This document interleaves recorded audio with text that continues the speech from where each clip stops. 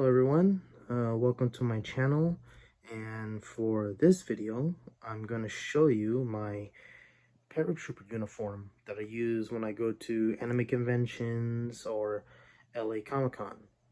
Now to start us off, we're going to start off with a jacket. It's the model 1942 paratrooper jacket or jump jacket, and it's the reinforced version, so a lot of 101st paratroopers use this during the night drop in Normandy.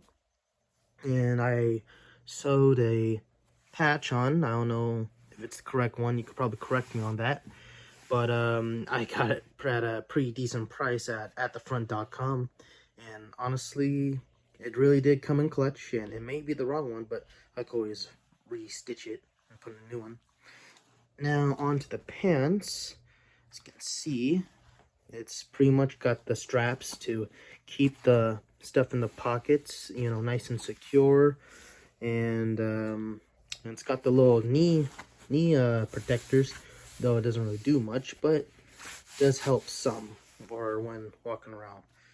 Now, onto the boots. As you can see, the boots here, the jump boots are made by Cochrane. As you can tell, it's pretty beat up. I've used it during airsofting and used it, you know, out and about. And, you know, they're nice boots and all, but they aren't durable. These are just like, I would say, you know, prop, or not prop, but cosplay boots and everything. And they are very uncomfortable, as you can see in there. It's just straight up boot. So a word of advice for these type of shoes or any type of, you know, cosplay shoes, get like some really nice insoles. I got some before I went to Anime Expo, and it really did help. It lasted me the last for the full 4 days without a hitch, no problems and whatsoever. Now, as you can see, I also have the chin strap for my helmet. This is the paratrooper chin strap that a lot of paratroopers used, and I just took it off because you know, I just want to show you it by itself. And I got some gloves, but from what I can understand and do the research, these gloves are actually, you know, not historically accurate to what the actual paratroopers used on, you know, June 6, 1944. But they are like, you know, not too bad gloves, and they came in pretty handy, even though apparently the gloves themselves are actually much lighter in color. The real ones, not these ones, lighter in color, and they don't have the buckle and all that. But hey, it's better than nothing. I got these at thefront.com, and honestly, really nice gloves. And also really nice gloves to have, you know, if you want to, you know, use it for other things. That's just me. And now off to the helmet. Now this is the M1 helmet, but this is the paratrooper version. I did add a net onto it, and to be honest, putting on the net is kind of a pain in the ass. And unless you know, look up a video on how to do it, it's actually not too bad, though I will say it wasn't really good the first time. And for this helmet specifically, as you can see the symbol, it's not very, you know, painted on right, but this is the 506 Parachute Infantry Regiment, and I got this at thefront.com. And to be honest, it's a really nice helmet, and from what I can understand, when I paid for it, I paid for like $300 worth, because they didn't have repros at the time. And I decided to get the one with, like, it said World War II parts, and from what I understand, it's actually a genuine World War II pot. And I even talked to some other guys at the expo who told me that this is, you know, a genuine helmet, but from what I understand, they said it's like a late war.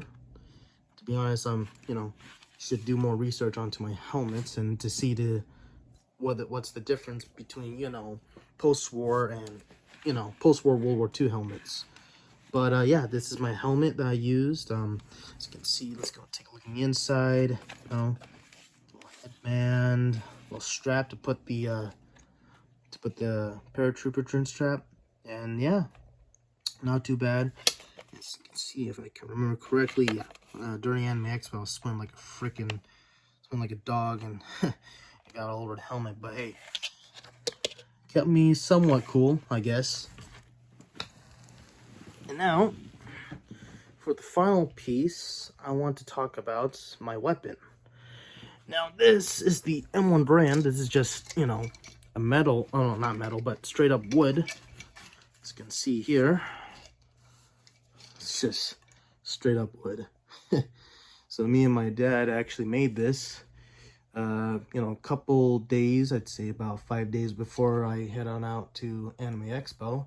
And to be honest, it's actually a really nice, you know, prop to use for a M1 brand. Now, what we used was, you know, 2x8 wood. I forgot what kind of wood it is. For your stand, my father told me that it's a very durable wood to a certain point. But like all things, you know, if this dropped to the ground, it could break or splinter. And for the, for the barrel, we used just PVC pipe. And I just painted it black and all that. And I added, you know, a piece of wood because instead of drilling a hole into the middle of the M1 brand, I just attached it with PVC pipe. Makes it a whole lot easier, you know, a lot less work. But yeah, it came out pretty well.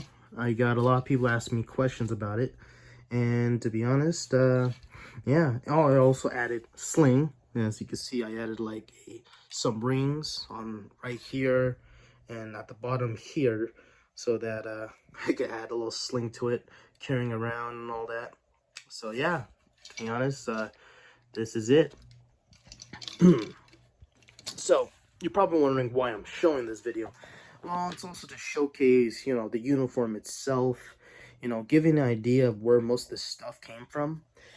And to also show you that this is the uniform I will be wearing over at LA Comic Con this year. It's going to be my first time going, so I'm very excited, and I hope to see you all there. But if you're ever, you know, wondering where I got most of these stuff, generally speaking, they all came from atthefront.com. They specialize in, you know, World War II impressions and reenactments and all that. But yeah, if you ever want to get into this sort of thing, just, you know, go to atthefront.com, and I hope you, you know, enjoy this video, and I hope it was somewhat informational, and I'll see you all later. Take care.